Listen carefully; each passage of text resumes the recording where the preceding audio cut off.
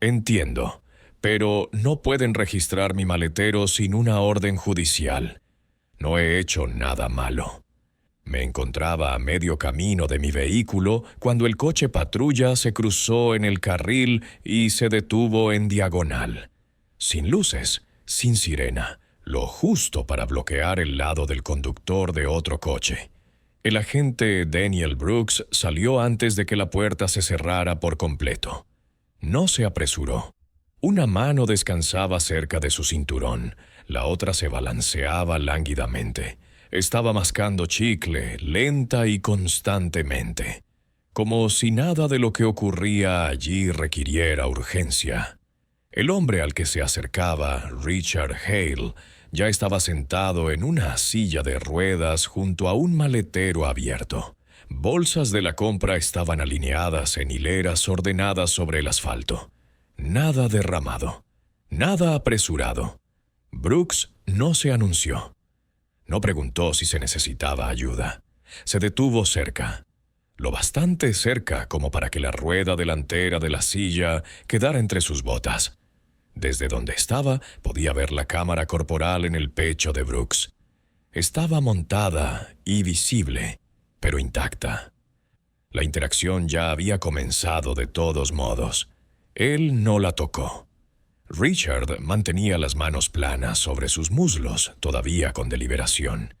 Su postura no cambió cuando Brooks habló. Brooks preguntó qué hacía Richard allí. No de manera casual, no conversacional. El tipo de pregunta que no acota nada. La respuesta llegó con calma. Compras, se iba pronto. Brooks no retrocedió. Sus ojos pasaron por delante del rostro de Richard y se posaron en el bastón apoyado contra la rueda. Lo miró más tiempo de lo que había mirado la licencia un momento después. La identificación volvió, pero la distancia no cambió. Brooks pidió identificación. Richard asintió una vez y dijo que iba a buscarla. Se movió lentamente, exactamente como había anunciado. Cartera fuera. Licencia entregada. Brooks la leyó más tiempo del necesario. Sus labios se movieron ligeramente mientras repetía el nombre. Hizo preguntas de seguimiento que no aclaraban nada. ¿Dónde vives? ¿Vives cerca? Se dieron respuestas. Generales, no provocadoras. La postura de Brooks seguía siendo la misma. Su atención volvió a la silla, no a Richard, al equipo. Preguntó qué le había pasado. La respuesta fue breve. Una lesión. Siguió otra pregunta, más aguda y personal. Richard se negó a dar detalles. Brooks se inclinó más cerca. Cuando Richard dijo que la lesión fue por trabajo, Brooks repitió la frase. En acto de servicio. Preguntó de qué tipo. Fuerza Federal. Retirado. Brooks soltó una risita corta, no fuerte. Lo suficiente para que se notara. Escaneó a Richard de nuevo, el abrigo, los brazos, la silla, el bastón. Luego dio la instrucción que cambió la escena. «Levántese para mí». Richard no reaccionó de inmediato. Cuando respondió, su voz se mantuvo al mismo nivel. Dijo que no podía. Brooks tomó eso como resistencia. Cuestionó la silla sin tocarla. Cuestionó la lesión sin pruebas. Cuestionó la necesidad del bastón sin preguntar para qué servía. Los pasos detrás de mí se ralentizaron. Un carrito dejó de rodar. Varios teléfonos se levantaron. El movimiento a nuestro alrededor se detuvo, pero Brooks no. Richard dijo que no podía levantarse porque por eso usaba la silla. Brooks respondió que Richard no parecía paralizado. Sin subir la voz, sin palabrotas, solo la duda expuesta como hecho. Cuando Richard objetó, Brooks lo ignoró y se agachó. Cogió el bastón sin preguntar, lo giró una vez en la mano probando el peso. «No me parece médico», dijo Brooks. Brooks habló a su radio mientras aún sostenía el bastón, usó frases cortas. «Objeto asegurado». No miró a la cámara al decirlo. Richard permaneció sentado. Sus manos no se habían movido. Una mujer cerca del escaparate dijo lo obvio. que Richard estaba en una silla de ruedas. Brooks le dijo que se mantuviera atrás. Otra voz pidió a Brooks que encendiera su cámara. «Ya está encendida», respondió Brooks. La cámara permaneció intacta. Entonces Brooks tiró el bastón a un lado, no de vuelta hacia la silla, lejos de ella, lo suficientemente lejos como para que no pudiera alcanzarlo.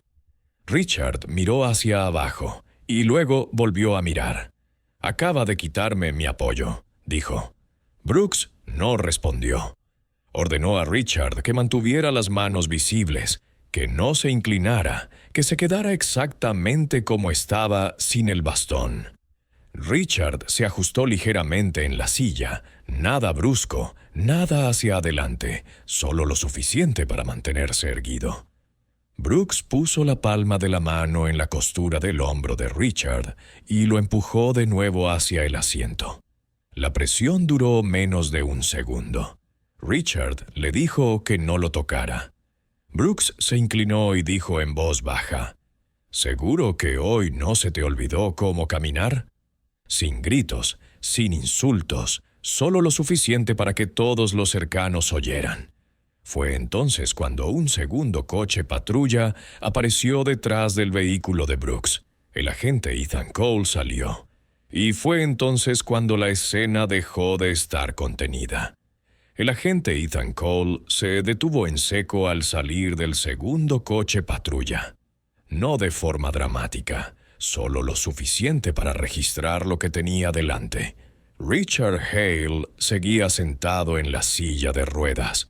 El bastón yacía a varios metros de distancia, plano en el pavimento donde había caído.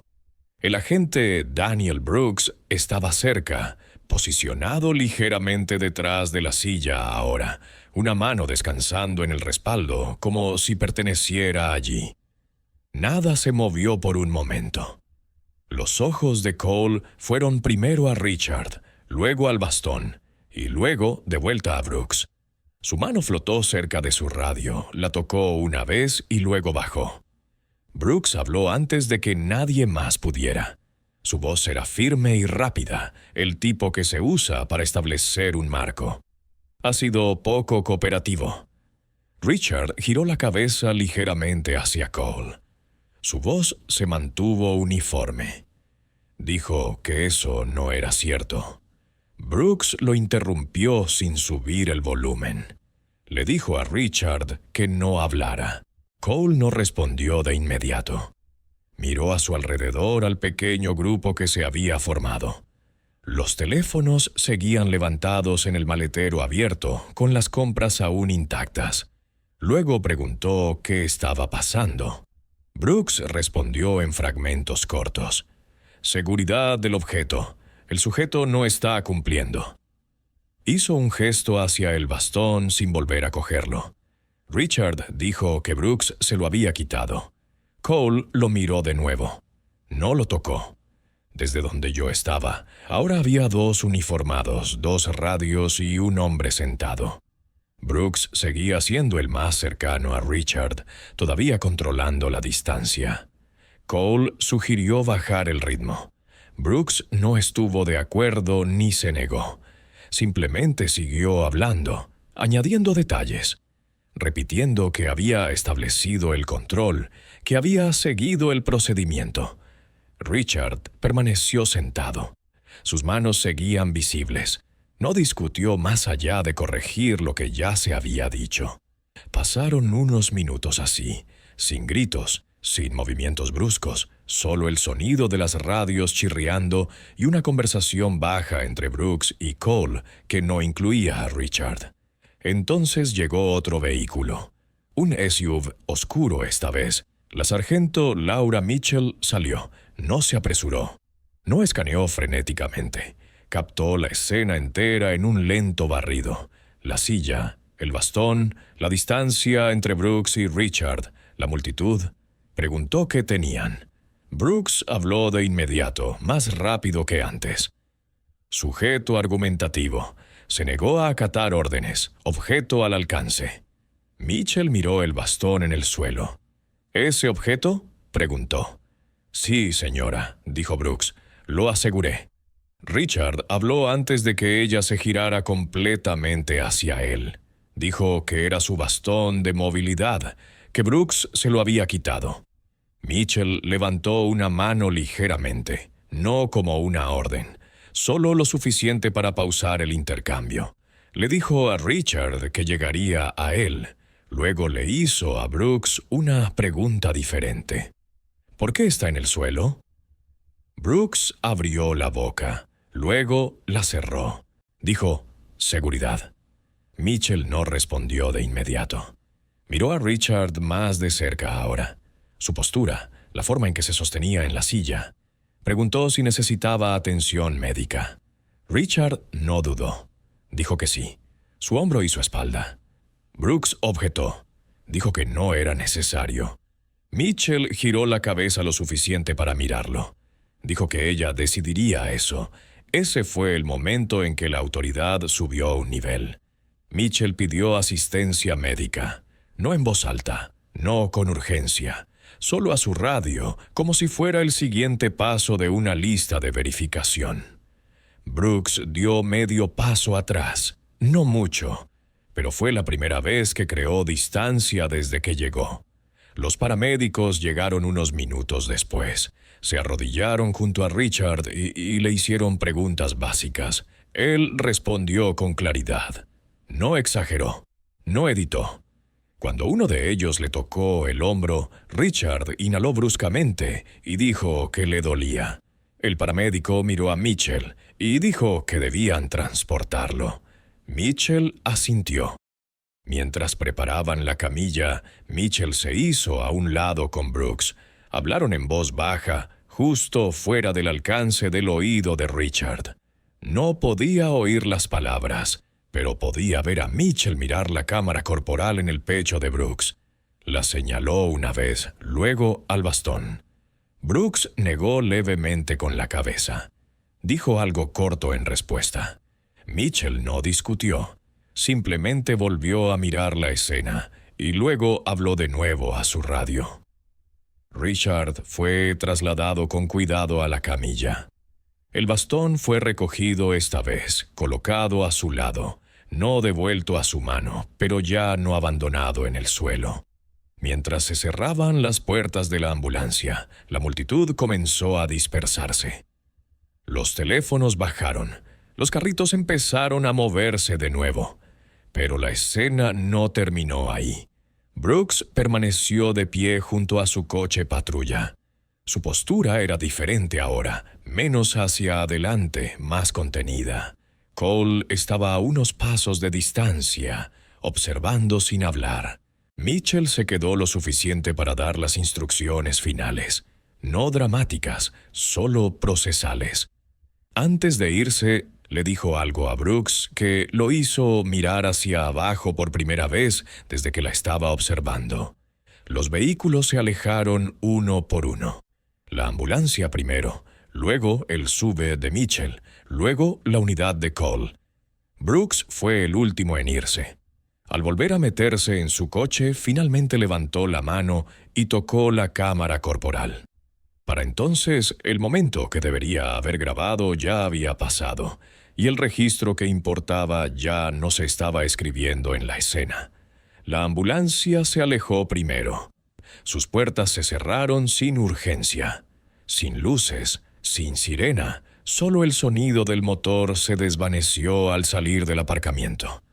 El agente Daniel Brooks permaneció junto a su coche patrulla.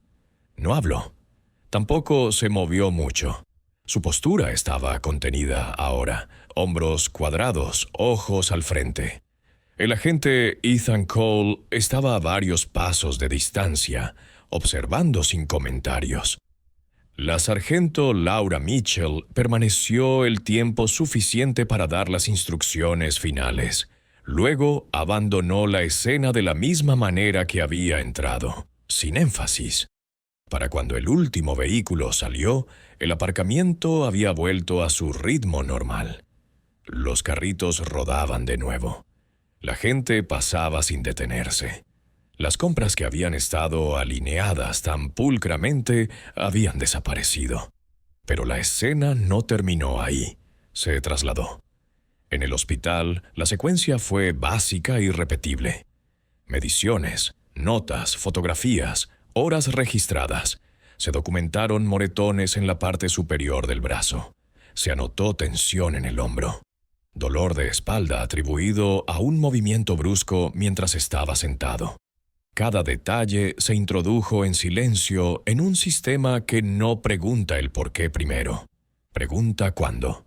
Richard Hale pidió un teléfono. Hizo una llamada. Corta, sin necesidad de explicación. A la mañana siguiente ya se había abierto una revisión interna. Se extrajo la filmación de la cámara corporal, no editada, no resumida. Se añadió la filmación completa de la cámara del salpicadero de la segunda unidad de patrulla. Un vídeo grabado por transeúntes comenzó a circular en línea y luego se archivó. El audio del tráfico de radio se sincronizó con la filmación fotograma a fotograma. La primera inconsistencia fue simple. En el informe escrito del agente Brooks, la palabra arma aparecía más de una vez. El bastón se describió como un objeto que representaba una amenaza potencial. En el vídeo nadie lo trató así, no hasta que fue retirado. La segunda inconsistencia siguió. El informe describía a Richard como poco cooperativo y agitado. La filmación lo mostraba sentado todo el tiempo, con las manos visibles, movimientos mínimos. Las correcciones se ofrecieron solo cuando las declaraciones no coincidían con lo que había sucedido. Los tiempos no coincidían. Las descripciones aparecieron en el informe antes del comportamiento que debían justificar. Las órdenes se registraron después de que la obediencia ya hubiera ocurrido. El control se describió antes de que se estableciera formalmente. En ese punto, el archivo dejó de ser controlado en la escena. No hubo comunicado de prensa anunciándolo, ni declaración, ni portavoz. La transición ocurrió silenciosamente a través de solicitudes enviadas y archivos transferidos. Se extrajo cada registro asociado con Daniel Brooks: historial de formación, quejas previas, informes de uso de la fuerza, evaluaciones. Ninguno de ellos destacaba por sí solo. En conjunto, formaron un patrón que nunca se había llegado a cerrar del todo antes. Esta vez se verificó el historial de Richard. Siguiente: Servicio Federal, jubilado. Lesión sufrida durante una operación interinstitucional años atrás. Documentación médica coincidente. Sin quejas previas, sin antecedentes penales. Alguien que entendía exactamente cómo funciona la autoridad cuando se mantiene dentro del registro y cómo falla cuando no lo hace. Daniel Brooks fue puesto en licencia administrativa. Dijo a sus colegas que la situación había sido mal entendida, que la filmación no mostraba toda la imagen, que Richard había sido argumentativo, que todo se había vuelto político. Nada de eso cambió las marcas de tiempo. El acta de acusación llegó sellada, sin anuncios, sin filtraciones tempranas. Cada cargo está vinculado a momentos específicos de la línea de tiempo. Cada uno está respaldado por contradicciones en vídeo, audio y escritas. Cuando los agentes federales llegaron al domicilio de Brooks semanas después, no hubo sirenas, ni vecinos reunidos. 2 hombres de paisano, mostrando sus placas, una breve declaración de cargos bajo las leyes federales de derechos civiles. Brooks preguntó si podía llamar a un abogado. Se le dijo que sí. Al mediodía, el departamento emitió un breve aviso confirmando que un agente había sido arrestado en virtud de una orden federal. Su placa fue confiscada. Su arma fue registrada como evidencia. Todo acceso al sistema fue terminado antes de que comenzara el turno de tarde. Ya no era un agente. En el tribunal, el proceso se mantuvo en silencio. La fiscalía no comenzó con un argumento. La primera instrucción al jurado fue simple: Vean el video. Vieron la filmación desde el momento en que Brooks salió de su coche patrulla hasta el momento en que Richard fue colocado en una camilla. Sin cortes, sin comentarios, sin narración.